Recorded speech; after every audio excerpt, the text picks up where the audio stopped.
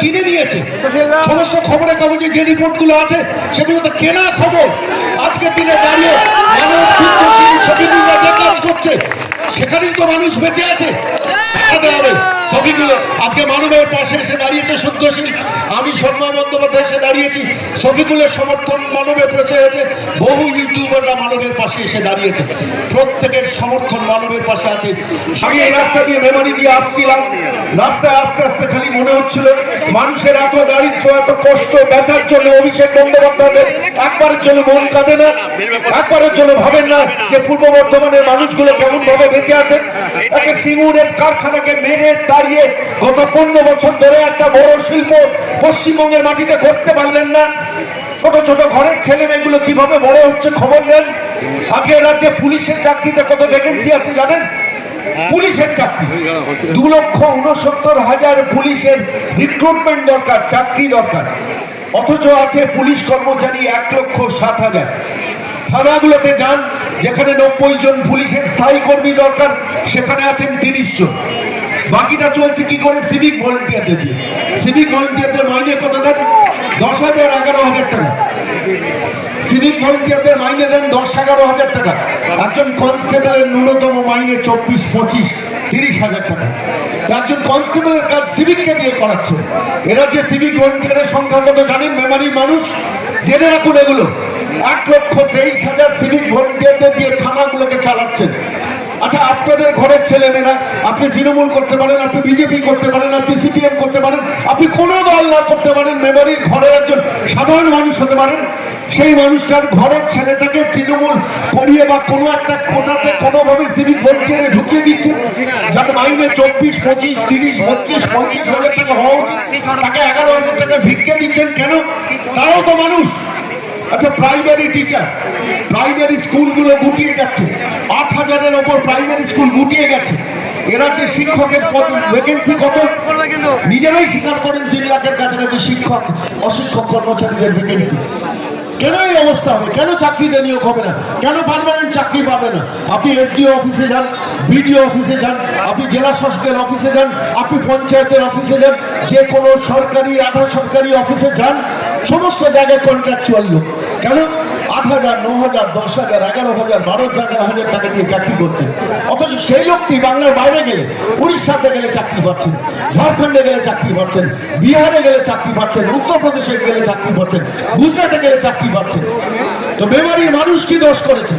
শুধুমাত্র নিজের মেয়েকে ভোট দিয়ে নির্বাচিত করেছেন বলে, ঘরের কন্যাকে নির্বাচিত করেছেন বলে 1,500 টাকা আমি লক্ষ্মীর ভান্ডার ঢোকাচ্ছি, 1,500 টাকার টাকা দিয়ে মানুষের ভাতা দিয়ে মানুষের জীবনটাকে কিনে নেবেন? আপনার চাকরি দরকার না ভাতা দরকার? বলুন আপনারা যারা এখানে দাঁড়িয়ে আছেন, কর্মসংস্থান দরকার না ভাতা দরকার? বলুন।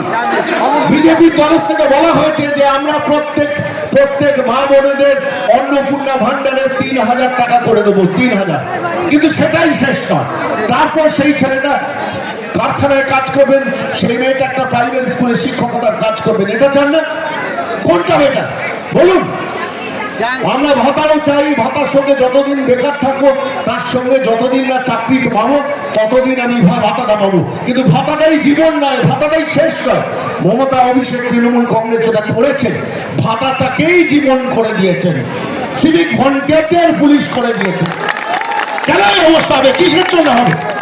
দিনের পর দিন তৃণমূল কংগ্রেসকে নির্বাচিত করেছেন বলে তার অপরাধী আপনারা হবেন? কত টাকা তারা রোজগার করেন বলুন তো? পাশের রাজ্য উড়িষ্যা, আপনারা জানেন উড়িষ্যা রাজ্য যেখানে বহু গ্রামীণ গরিব মানুষ ছিলেন, সেই উড়িষ্যা রাজ্য বদলে গেছে। একসঙ্গে সেখানকার যিনি সরকার ছিল নবীন পট্টনায়ক 57,000 অস্থায়ী ক্যাজুয়াল কর্মচারীকে পার্মানেন্ট করেছে। কিভাবে পাচ্ছেন? টাকা জমান, টাকা বাজে খরচা করেন না, নীল সাদা রঙে খরচা করেন না, নিজের হাসি মুখের বিজ্ঞাপনে খরচা করেন না, আর আইনজীবীদের পেছনে খরচা করেন না। ফলত 57,000 কন্ট্রাকচুয়াল কর্মীকে পার্মানেন্ট করে দিয়ে নবীন পট্টনায়ক সরকার থেকে চলে গেছে। আর সেখানে যিনি মুখ্যমন্ত্রী হয়েছেন মোহন চরণ মাঝি, বিজেপির সরকার এসছেন, তিনি এই গত 2 মাস আগে কলকাতাতে শিল্প সম্মেলন করে 1 লক্ষ কোটি টাকা নিয়ে চলে গেছেন ব্যবসা করার জন্য। আজকে এতে যান, আপনি উড়িষ্যার মাটিতে যান, ছোট ছোট বাঙালিদের গ্রাম গড়ে উঠেছে। তারা এখান থেকে গিয়ে করে কমে খাচ্ছেন, বাংলায় থাকতে পারছেন না। কেন? বলবেন না আসলে ডবল ইঞ্জিনের সরকার হচ্ছে, বিজেপির সরকার, হেমন্ত বিশ্ব শর্মা তিনি ওই অসমের জন্য নরেন্দ্র মোদীকে গিয়ে বলেছিলেন যে আমাকে অসমের জন্য একটা বড় শিল্প দিন, একটা সেমি কন্ডাক্টর চিপের কারখানা অসমের হেমন্ত বিশ্ব শর্মা মোদীজির কাছে চাইলেন এবং মোদীজিকে বললেন যে আমি অসম 3 কোটি মানুষের বসবাস অসম, সেইখানে আমাদের অন্তত কিছুটা সাপোর্ট দিন। মোদীজি বলেন কি চান? বলো রতন টাটাকে বলে আমার অসমে একটা সেমি কন্ডাক্টর চিপের কারখানা তৈরি করে দিন। আপনি গুজরাটের মাটিতে 2টো কারখানা তৈরি করেছেন, আপনি অসমের মাটিতে করান। যেদিন হেমন্ত বিশ্ব শর্মা নির্বাচিত হয়েছিলেন সেটা 2021-এর 2রা মে, সেই একই দিনে 2021-এর 2রা মেতে মমতা বন্দ্যোপাধ্যায়কে আপনারাও সরকারে বসিয়েছিলেন, ক্ষমতায় বসিয়েছিলেন। একই দিনে দুজন মুখ্যমন্ত্রী নির্বাচিত হলেন, একজন বিজেপির মুখ্যমন্ত্রী, একজন তৃণমূলের মুখ্যমন্ত্রী।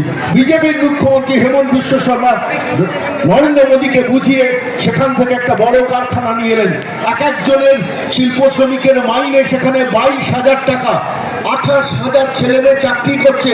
অসমের মাটি, অসমের ছেলেমেয়েরা, 3 কোটি মানুষের বসবাসের অসম হেমন্ত বিশ্ব শর্মা বিজেপির সরকার এনেছিল বলে আজকে সেখানে চাকরি, কর্মসংস্থান, অসমের ছেলেদের বাইরে যেতে হয় না, অসমের মেয়েদের বাইরে যেতে হয় না। একের পর এক শিল্প করছেন রতন টাটা, নরেন্দ্র মোদী, হেমন্ত বিশ্ব শর্মা বসে সেই শিল্পের দ্বারোদ্ঘাটন হয়েছিল।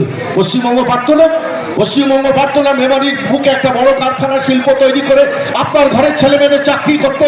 শুধু রাজনীতি, শুধু রাজনীতি, কেন্দ্র খারাপ, দিল্লি খারাপ, দিল্লির মোটা ভাই গালিগালাজ করতে করতে কেন দিন কাটাবে?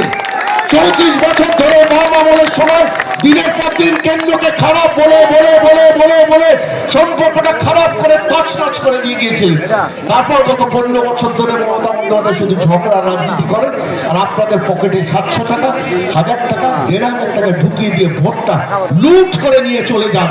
আর ওদিকে কয়লার টাকা লুট করেন, গরুর টাকা লুট করেন, চাকরির টাকা লুট করেন, রেশনের চালের টাকা লুট করেন। আমি রেশনের সম্বন্ধে একটু বলবো, আপনারা মেহনতি মানুষ, সংগ্রামী মানুষ, অত্যন্ত দারিদ্র্যের সঙ্গে লড়ে জীবনযাপন করা মানুষ, আপনারা শুনে রাখুন এ রাজ্যে রেশন কার্ড কত আছে। কেন্দ্রীয় সরকারের ভর্তুকি প্রাপ্ত রেশন কার্ডের সংখ্যা হচ্ছে 6,02,000।